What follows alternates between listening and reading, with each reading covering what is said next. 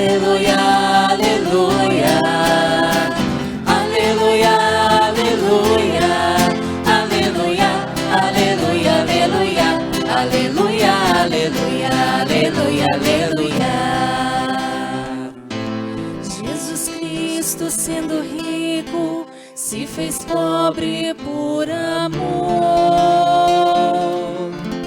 para que sua pobreza nos assim enriquecesse. Aleluia, aleluia, aleluia, aleluia, aleluia, aleluia, aleluia, aleluia, aleluia, aleluia, aleluia. O Senhor esteja convosco. Ele está no meio de nós. Proclamação do Evangelho de Jesus Cristo segundo Lucas. Glória a vós, Senhor.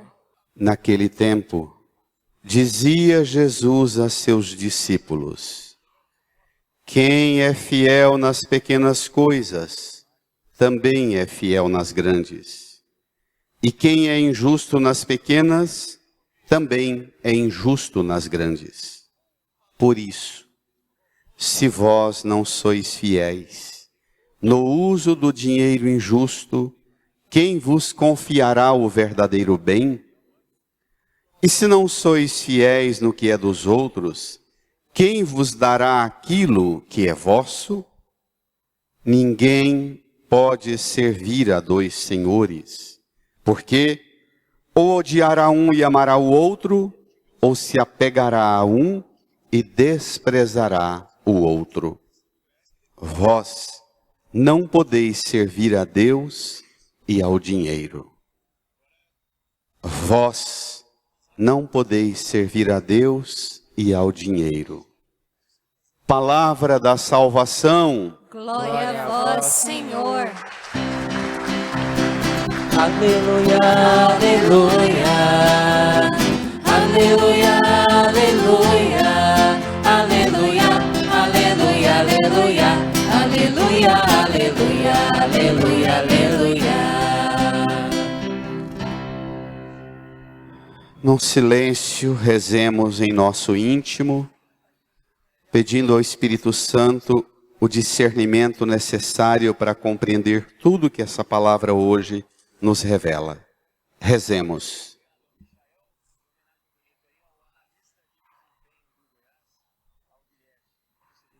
Amém. Queridas irmãs e irmãos, caminhamos com Jesus hoje mais dentro ainda do mistério da sua entrega. Ele dirige sua palavra aos discípulos. Nos domingos anteriores, ele sempre falou às multidões, aos que faziam pergunta e abordavam a ele. Hoje ele se volta aos discípulos e estamos no capítulo 16 de Lucas hoje. Eu peço encarecidamente que nesta semana e nas duas próximas semanas, nós vamos aprofundar o capítulo 16 de Lucas. Então, que o seu manual de oração nessa semana e a outra semana, seja ler e reler tantas quantas vezes forem possíveis o capítulo 16 de Lucas. Hoje, Jesus introduz um tema e no domingo que vem faz um desfecho que a gente precisa de uma abertura enorme do Espírito Santo, abrir a mente, abrir o coração em nós, para que nós aceitemos essa palavra. Mais do que compreender, aderir a ela. Colar nossa vida conforme o que essa palavra apresenta. Vamos lá?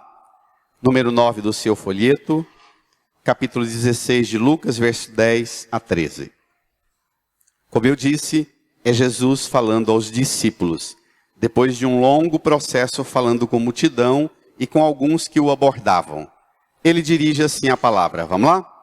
Naquele tempo, Jesus dizia aos discípulos, Brada. Quem é fiel nas pequenas coisas, também é fiel nas grandes. E quem é injusto nas pequenas, também é injusto nas grandes. Pequenas e grandes coisas no campo da fidelidade, pequenas e grandes coisas no campo da justiça. Dois temas que podem parecer muito abstratos para nós hoje, que somos predominantemente influenciados pelas opiniões passageiras, de modo preferencial influenciados pelas mensagens de WhatsApp, que pouco aprofundam. Opiniões que formamos imediatamente, mas não aprofundamos. Quer saber de que fidelidade Cristo trata e de que justiça nas pequenas e nas grandes coisas Cristo fala, nós precisamos recorrer a Ele. Para entender o que Ele fala, a gente tem que ir a Ele, porque Ele é modelo daquilo que Ele fala. Cristo é um modelo perfeito de fidelidade. Ele veio enviado pelo Pai para realizar uma obra. Que o apóstolo Paulo, escrevendo a Timóteo na segunda leitura, diz que a obra que Cristo veio realizar, a obra de Deus é por excelência. Nosso Salvador quer que todos os homens sejam salvos e cheguem ao conhecimento da verdade. A salvação é voltar-nos à comunhão com Ele, e o conhecimento da verdade o que é? Descobrir que Ele é amor. A obra de Cristo é a fidelidade ao Pai e a justiça do Pai. A obra de Cristo é fazer a vontade do Pai, salvar-te. Com a medida da justiça da cruz, dar a vida dele para pagar pelos nossos pecados. A fidelidade, a lealdade de Jesus à vontade do Pai, só ela pode ser medida para te fazer entender como ser fiel e justo nas pequenas e grandes coisas. Todos nós conhecemos aquela conversa cotidiana que a gente tem. Padre Ademar está atendendo confissão de cá? Daqui, na porta da capela. É muito comum a gente estar atendendo confissões como o Padre Ademar está lá. A pessoa mais de dentro da igreja chega em nome do Pai, do Filho e do Espírito Santo.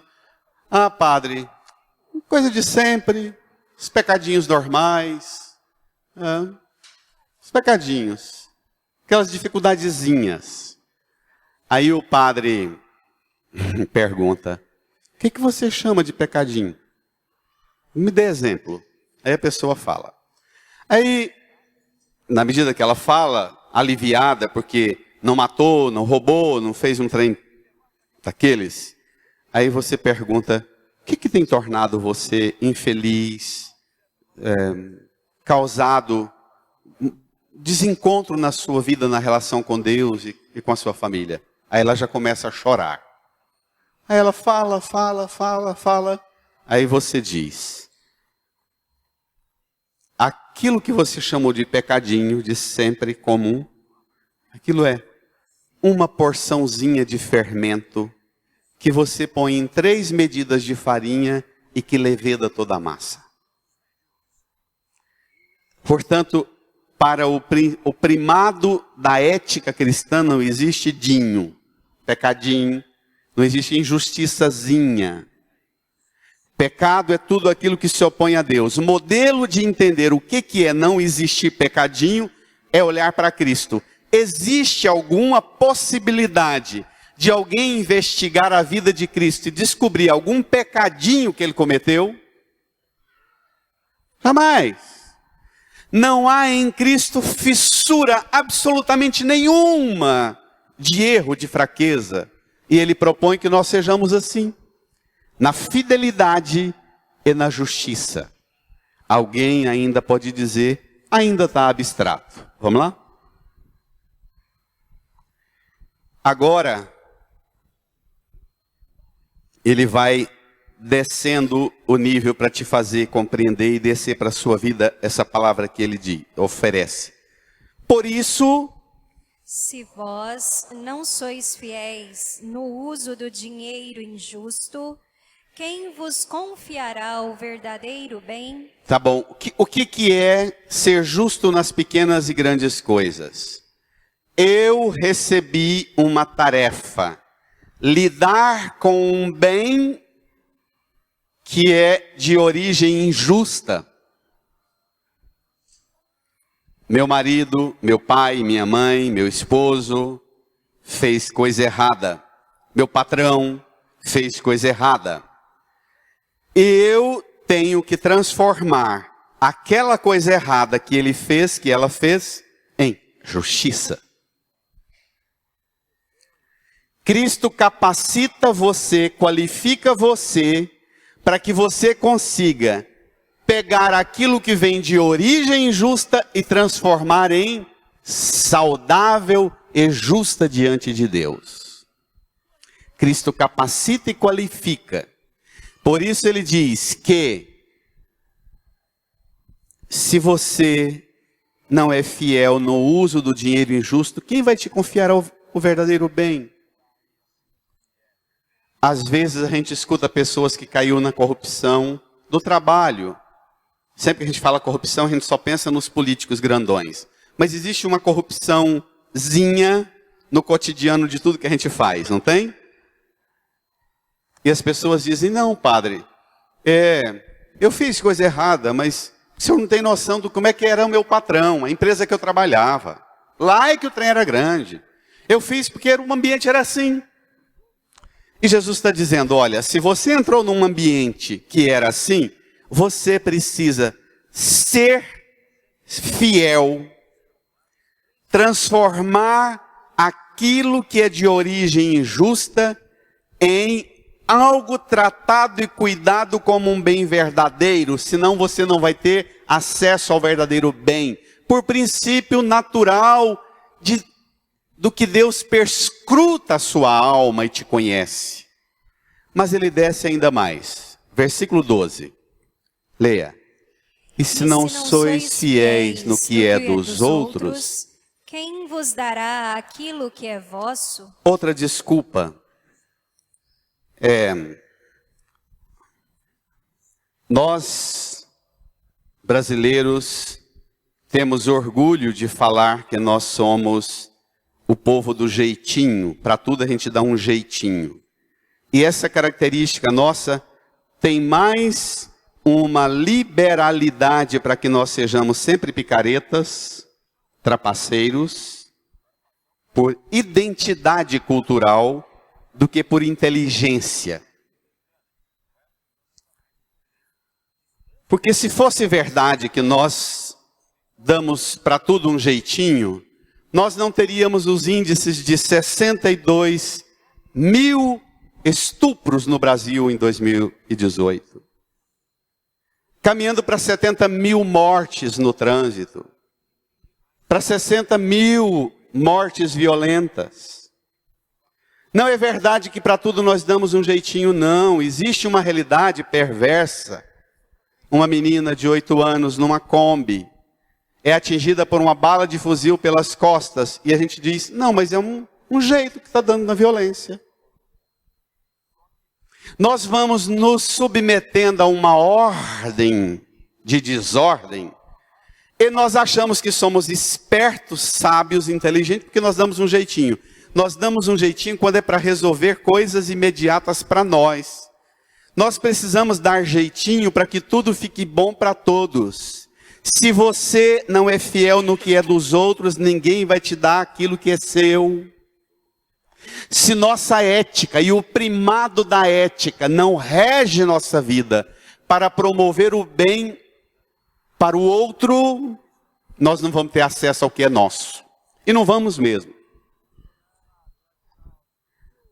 Quantos de nós sonhou melhorar um pouquinho na vida, e na medida que melhorou um pouquinho na vida, aumentou o quê? O medo. A insegurança. A gente lutou para avançar, até com ética, com zelo, com honestidade. Trabalhou. Mas não cuidou do que é dos outros. Conquistei para mim, mas não tem como ser feliz sozinho, diz o poeta que faleceu agora há pouco. Agora Jesus vai entrar em duas sentenças, irmã e irmão, que nós vamos precisar mais ainda do auxílio do Espírito Santo. Vamos lá? Porque Jesus vai falar agora de nossa relação com um elemento que é a causa do caos em nosso corpo, em nossa família, em nossa sociedade, no Brasil e no mundo. Vamos ver? Versículo 13, juntos. Ninguém pode servir a dois senhores, porque ou odiará um e amará o outro, ou se apegará a um e desprezará o outro. Espere lá. Eu tenho absoluta consciência da gravidade do que eu vou falar. Mas eu tenho profunda responsabilidade também com o que eu vou falar. Porque eu sou bombardeado dia e noite, provocado para tocar no assunto que vou tocar agora. Dois senhores. Ninguém pode servir a dois senhores. Por que nós estamos num quadro de absoluta crise na família, no bairro, na cidade, no estado, na política, na cultura, na economia, na igreja? Nós estamos com uma crise de senhores. O que é o Senhor que o texto fala?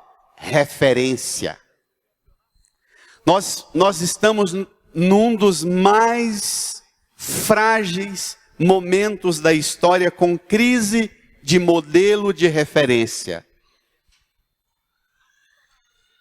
A gente não sabe mais o que a gente chama de crise de autoridade. A gente não sabe mais o que é valor. A gente não sabe mais o que é autoridade.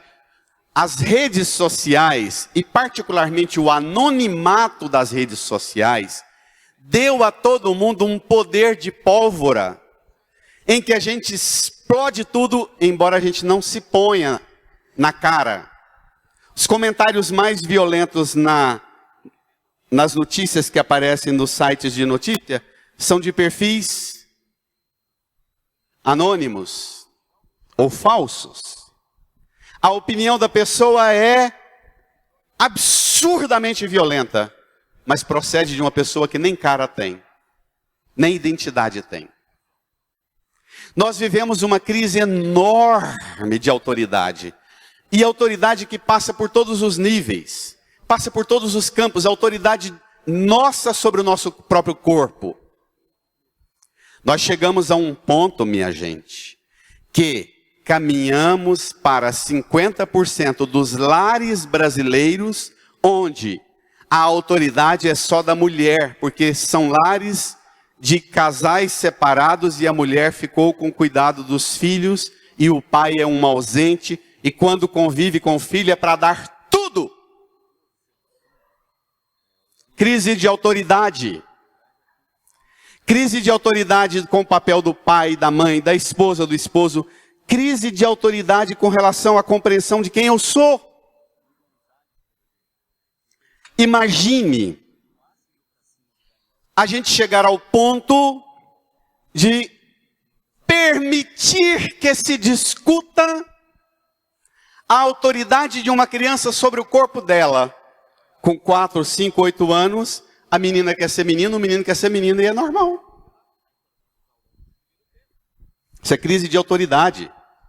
De autoridade, de compreensão. Quem eu sou no plano de Deus, no projeto da inteligência, se quiser ser darwiniano, na inteligência da vida que se move, crise de autoridade, de compreensão das coisas.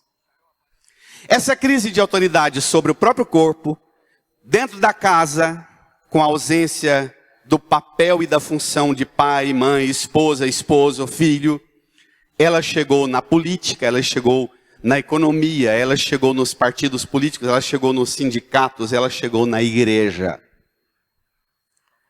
Porque tem gente que está na igreja, mas quer que a igreja esteja a serviço dos seus senhores. O Papa não pode tratar de certos assuntos porque ele não pode infringir o que para mim é importante nos sistemas da política, da economia e das ideologias do sistema, do mundo. Os bispos, nós duvidamos da autoridade da igreja. Cristo falou para Pedro: tu és Pedro, sobre esta pedra construirei a minha igreja e o poder do inferno nunca poderá vencê-la. Basta um papa, um bispo, um padre nem se fala, dizer uma coisa que tem um viés ideológico, para uma banda que eu não concordo, eu ponho tudo a perder e arrebento com tudo nas redes sociais. Sem nenhum conflito, sem nenhum discernimento de consciência, sem nenhuma percepção da gravidade com que eu estou reproduzindo coisas que ferem a autoridade que Cristo apresenta. Ninguém pode servir a dois senhores. O Papa não vai me consultar sobre temas. Ele é chefe da Santa Igreja. Tem a primazia do Divino Espírito Santo. Ele trata do tema que for. Eu posso discordar? Posso. Obedecendo. Posso. Obedecendo. Posso discordar da professora na sala de aula? Posso. Obedecendo a autoridade da professora na sala de aula. Perfeitamente. O problema é que nós entramos numa seara de ausência de autoridade, de ausência de compreensão da autoridade, porque para nós chegamos a um ponto que nada tem mais autoridade sobre nós. Eu faço do meu corpo o que eu quero. Uma das estatísticas que mais sobem nas relações sociais no Brasil é a separação de casais já depois dos 30, 40 anos juntos se separando. Por quê? Crise de autoridade. Ninguém pode servir a dois senhores, porque ou amará um e desprezará o outro, ou se apegar a um e vai lascar a lenha no outro. Nós já estamos assim dentro da igreja. As ideologias, os sistemas estão a serviço dos impérios do mundo e particularmente do império do dinheiro. Veja, olha onde Cristo chegou. Termine o versículo 13 comigo, todo mundo, brada. Vós não podeis servir a Deus e ao dinheiro. Vós não podeis servir a Deus e ao dinheiro. O dinheiro pode ser um perigo quando ele se transforma em minha vida um ídolo. Mamon. E eu passo a servi-lo. A distinção que há entre Antigo e Novo Testamento, na compreensão dos bens, é drástica. Se para o povo do Antigo Testamento o sinal de que você tinha a bênção de Deus era ter bens, para o povo do Novo Testamento, e particularmente para a doutrina paulina, o sinal de que você tem Deus na sua vida não é se você tem bens, mas se você é bom. Tendo ou não bens. Tem gente que consegue ser bom tendo muitos bens. Tem gente que não consegue ser bom não tendo nada. O primado da bondade, o primado do fazer o bem, é que deu ao Novo Testamento uma nova doutrina com relação ao dinheiro. Cito algumas frases que os irmãos podem conferir na sua Bíblia. O magistério bíblico acerca da relação do cristão com o dinheiro. Primeira carta de Paulo a Timóteo, capítulo 6. Não está no seu folheto, não. São textos para você aprofundar depois. Para muitos, a piedade religiosa se tornou fonte de lucro, diz Paulo. Quem transforma a piedade em fonte de lucro traz grandes desgraças para si e para os outros. Presta atenção no que vem. Nada trouxemos para o mundo, igualmente dele nada podemos levar. Mas tem uma sentença mais forte ainda, pode falar? Está na sua Bíblia, quer ouvir? Se temos o alimento e o vestuário, contentar-nos-emos com isso. Todos nós aqui tivemos muito mais do que o alimento e vestuário para o dia de hoje, não temos? A quantidade de conflitos em nossas famílias por causa de bens é uma coisa assustadora. Inclusive de filhos que nunca trabalharam muito, mas que sempre deram um palpite no suor do pai e da mãe. E que fazem inferno na família, que trazem grandes sofrimentos e tormentos para os pais, querendo dar palpite do que o pai tem que fazer com os bens. Hebreus 5, 13, 5. Não seja o vosso proceder inspirado pelo amor ao dinheiro. Contentai-vos com o que tendes, pois o próprio Senhor disse: não, eu não te deixarei, não, eu não te abandonarei. O princípio da liberdade nossa com relação aos bens se funda na graça da confiança no amor de Deus e na providência divina que não nos deixa de assistir nunca. Efésios 5:3. O amor ao dinheiro, isto é, a cupidez, nem sequer se mencione entre vós. Filipenses 3:8. Por causa do amor ao dinheiro, muitos se perderam. Por causa de Cristo eu perdi tudo e considero tudo como lixo, diz Paulo. Que algumas Bíblias e alguns estudiosos de Bíblia falam, por causa de Cristo eu considero tudo como esterco. E alguns mais exagerados dizem fezes. Colossenses 3:2. No alto que está a vossa meta, não nas coisas da terra. Colossenses 3:5. Fazei morrer o que em vós pertence à terra, devassidão, impureza, paixão, mau desejo, e a cobiça, o amor ao dinheiro, que é a idolatria. Os irmãos protestantes, que trabalham tanto uma campanha contra nossas imagens na igreja, não sabem que toda a doutrina do Antigo Testamento acerca de não esculpir imagem, no Novo Testamento avança um nível altíssimo. Que no Novo Testamento idolatria chegou no campo do quê? Das nossas relações com os bens deste mundo. O amor ao dinheiro é idolatria. Mas vem a sétima sentença, talvez a mais dura. 1 Timóteo 6:2. A raiz de todos os males é, na verdade, o amor ao dinheiro.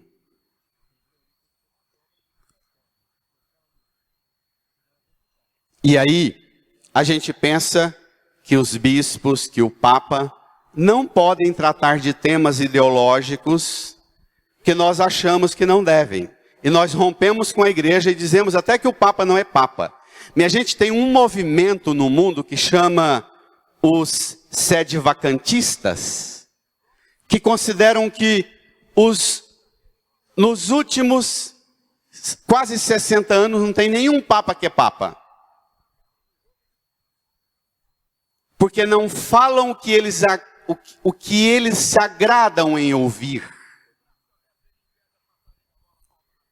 Querem que a religião esteja a serviço de sistemas e não a religião a serviço de formar consciências de homens e mulheres, para que homens e mulheres formem sistemas conforme o plano de Deus. Entendeu a diferença? Entendeu?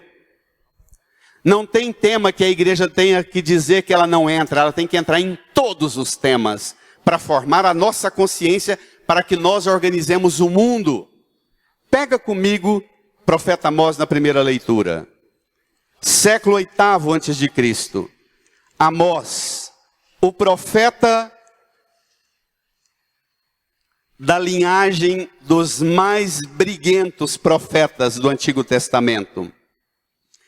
Olha a avaliação que o profeta Amós faz quando a Síria entra em decadência e o Império Assírio começa a levantar como uma potência. O país de Israel já dividido em dois, porque os filhos de Salomão, quando o pai morreu, entraram numa briga e dividiram o país em dois, porque eles consideravam um absurdo cada um não ter um pedaço do país como a sua grande fazenda. Um ficou com 10 tribos e o outro ficou com 2 tribos. Os 2 filhos de Salomão. E o profeta Amós começa a perceber que a Síria começa a crescer como potência em cima, e a Síria era extremamente violenta nos mecanismos de expansão do seu território. E o profeta Amós começa a dizer para os líderes políticos do Reino do Norte: nós vamos receber uma invasão violenta, nós vamos ser destruídos por causa da nossa infidelidade a Deus. E a nossa infidelidade a Deus se vê pela forma com que nós organizamos a sociedade. Vamos ver? Pegue comigo. Ouve isto, vai Lara. Ouve isto. Vós que maltratais os humildes e causais a prostração dos pobres da terra. Vós que andais dizendo: quando passará a lua nova para vendermos bem a mercadoria? E o sábado para darmos pronta saída ao trigo, para diminuir medidas, aumentar pesos e adulterar balanças, dominar os pobres com dinheiro e os humildes com um par de sandálias, e para pôr à venda o refúgio do trigo?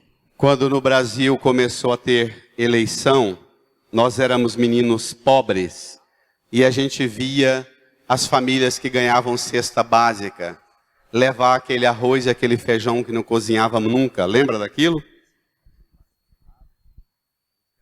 Nós tornamos a perversidade da dominação dos pobres mais sofisticada. Dá para ele um cartão, ele compra o que ele quer, mas ele fica com a coleirinha dos sistemas, seja da esquerda ou da direita, mas com a coleira a serviço dos sistemas. Eu já falei e repito. Nós convivemos pela primeira vez na história do Brasil com a primeira geração de rapazes e moças que chegaram aos 17, 18 anos, convivendo com o pai e a mãe dentro de casa, o pai e a mãe recebendo benefícios sociais, a primeira geração de rapazes e moças na história do Brasil que nunca viram o pai e a mãe trabalhar, receberam tudo do governo. Minha gente, pensa o futuro que nós temos. E esse ano vai ter um avanço, porque esse ano, além de receber 12 vezes a parcela, vai ter o 13º. Porque precisou dar uma sandália para começar a governar e outra mais na frente. É disso que o profeta Amós está falando, então. Você observa o nível de fidelidade nossa a Deus, falando das questões sociais, sim. A igreja não só tem autoridade, mas responsabilidade sobre a estrutura que nós estamos vivendo. É um absurdo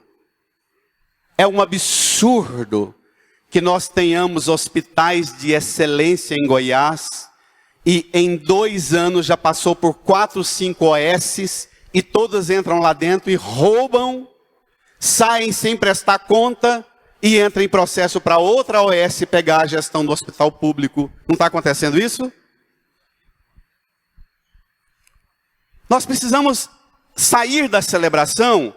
A celebração não está a serviço de montar sistemas de esquerda e nem de direita, mas a celebração tem que formar-nos para que nós formemos e criemos uma sociedade justa. Essa histeria que o povo tem com medo da igreja ser de esquerda, comunista, Isso é uma bobagem.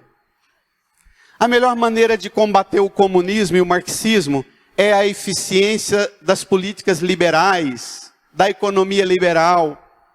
O Financial Times, o principal jornal de economia do mundo, o mais liberalizante de todos os organismos intelectuais do planeta, Financial Times, publicou um artigo semana passada em que propõe a refundação do capitalismo. Por quê? Porque o capitalismo, do jeito que está, gerando uma massa de sobrados e manipulados pelos políticos, vai logo entrar em colapso. A maior ameaça é a falência desse sistema. Olhar para a sociedade e dizer, e bater no peito, por minha culpa, minha tão grande culpa, a justiça de Deus não está reinando. Nós precisamos entrar na seara do mundo. Nós precisamos entrar e construir uma sociedade onde não haja pobres, humilhados, manipulados, com um par de sandália, com o refúgio do trigo, com os agradozinhos das autoridades políticas, dos pastores e dos padres. Eu vivi esses 20 anos na periferia. Sabe como é que cada vereador nos municípios de Goiânia e do Brasil se sustentam? A base principal matou o filho da Dona Maria, de 17 anos, na droga. Quando chega com o caixão do menino para velar, o vereador já comprou o lanche para você ficar no velório a noite inteira comendo bolacha, pão com manteiga e café. E vai lá e apresenta-se para a mãe do menino e diz, olha, o que precisar a gente complementa, e o assessor do vereador vai lá e repõe o que precisar. E ele se mantém 2 mandatos, 10 mandatos, 20 mandatos. Dando lanche para o velório da nossa juventude. E nós achamos que o Papa e que os bispos não podem tocar nesse assunto. E nós achamos que a igreja deve calar-se diante disso porque é comunista. Que bobagem! A igreja foi manipulada? Foi. Pela esquerda? Foi. Fizemos uma besteira? Fizemos. Permitimos que os ideólogos marxistas manipulassem a igreja? Permitimos. Mas não façamos a segunda grande besteira. Permitir que os que nem são liberais, porque são de uma perversidade de ambição de poder tão grande, manipulem a igreja hoje com as ideologias de direita. Nem direita, nem de esquerda, mas Cristo e unicamente Cristo. Amém? De verdade? Pode dar uma salva de palmas para Ele. É Ele. Ele hoje quer purificar as suas mãos, para que você seja fiel nas pequenas coisas e nas grandes coisas. Ele quer com o sangue dele santificar você, para que você seja praticante da justiça nas pequenas coisas e nas grandes coisas. Amém? Incline a sua cabeça, estabeleça um profundo diálogo com o Senhor. Peça dele a purificação da sua vida, da sua escravidão com os bens deste mundo, sua purificação das ideologias e doutrinas nefastas, diabólicas e satânicas, que tiram a sua comunhão com a igreja, a sua comunhão com a Santa Igreja, com o Papa, com os bispos. Peça a ele que devolva a você a liberdade para viver na igreja, fiel a Cristo, praticando a justiça de Cristo e não das ideologias e dos sistemas deste mundo. Fale com Ele, que Ele quer capacitar e qualificar você. Ele quer mudar o mundo onde você vive através de você. Das pequenas coisas que você vai viver a retidão, a fidelidade, a justiça. Fale com Ele.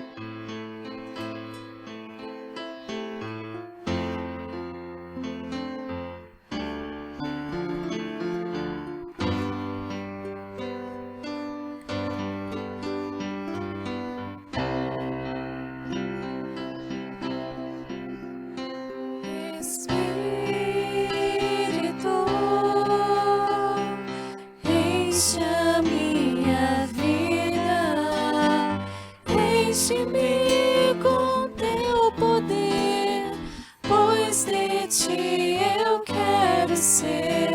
Espírito, enche o meu ser.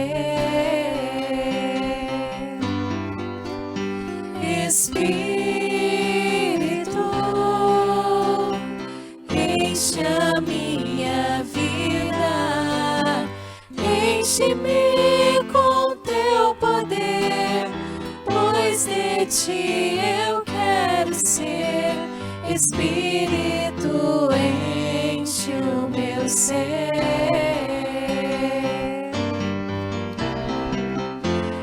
As minhas mãos eu quero levantar e em louvor te adorar. Meu coração eu quero derramar diante do teu altar.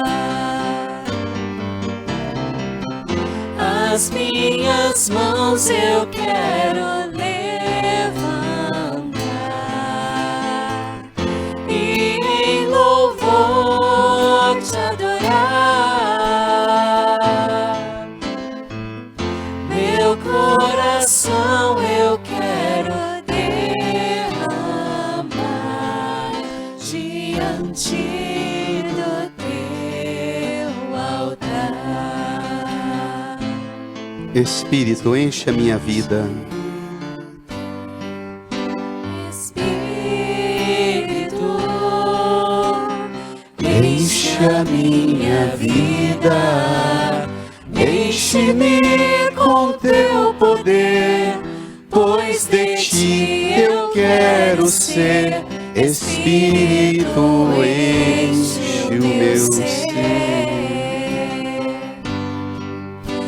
Espírito, Enche a minha vida, enche a minha vida, enche-me com teu poder, enche-me com teu poder, pois de ti eu quero ser. Espírito, enche o meu ser. Fiquemos em pé, estenda as mãos para a cruz. As minhas mãos eu quero Levantar em louvor e em louvor te adorar. Meu coração eu quero derramar diante do teu altar. As minhas mãos, as minhas mãos eu quero levantar e em louvor te adorar. e em louvor Te adorar, meu coração eu quero derramar diante. do teu altar. Estenda sua mão para a cruz de Jesus, reze comigo. Jesus, o Senhor é o perfeito modelo O Senhor é o perfeito modelo de fidelidade de fidelidade nas pequenas e grandes coisas, nas pequenas e grandes coisas, de justiça de justiça nas pequenas e grandes nas coisas. pequenas e grandes coisas. O Senhor conhece, O Senhor conhece, o Senhor sabe o Senhor sabe as realidades as realidades que dominam a minha vida que dominam a minha vida e me fazem ser fraco e me fazem ser fraco na infidelidade, na infidelidade, na injustiça. na injustiça. Jesus, Jesus, por seu sangue derramado na cruz, por seu sangue derramado na cruz, salva-me, salva, liberta-me liberta de toda escravidão, de toda a escravidão, das coisas do mundo, das coisas do dos bens deste mundo. dos bens deste mundo. Jesus, Jesus, educa-me, capacita-me, capacita, qualifica-me, liberta-me liberta das infidelidades, das infidelidades, das injustiças. das injustiças. injustiças, principalmente aquelas pequenas coisas que eu sou viciado em praticá-las. Põe a mão no seu coração, fale com Jesus, abra, conte para Ele e aceite que Ele aponte quais são as pequenas coisas que você não tem conseguido ser fiel, justo, reto. Fale com Ele para te aperfeiçoar, te purificar, te capacitar e qualificar para fidelidade, para justiça, para a promoção do bem no mundo para todos.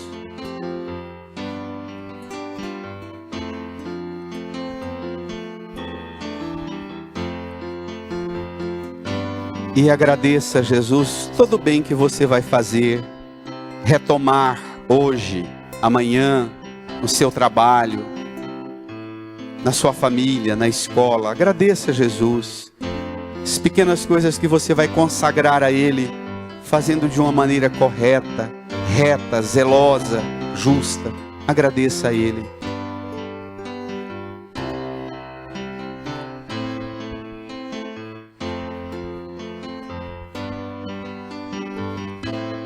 Obrigado, Jesus. Nós te louvamos, te adoramos, te glorificamos pela autoridade do seu nome, do seu sangue, da sua morte, da sua ressurreição, dissipando em nós todo o mal. Obrigado, Jesus. Amém.